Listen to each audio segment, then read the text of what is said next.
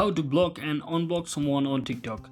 So hello guys, welcome back to my YouTube channel. In this quick tutorial I'll be showing you how to block and unblock someone on TikTok. So first thing, just head over to your TikTok application and simply search in for the particular person whom you want to block.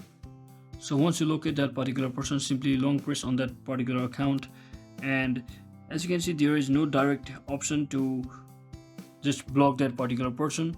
So in that case what you need to do is just long press on that particular account option and simply click on this report account.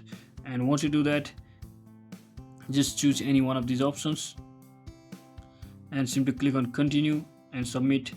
And now you can finally get the option to block that particular account from over here, and simply click on block.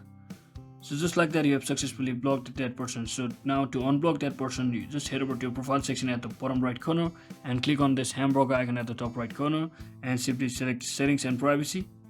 So once you're inside here, now just select privacy option and scroll down until you see the option called blocked accounts. Just tap on this to view all of the accounts that you have blocked. So now you can simply click on this unblock to simply unblock that particular account which you just previously blocked. So that is it for today guys. I hope this video was helpful. If it was, don't forget to like and subscribe to the channel. See you on the next one.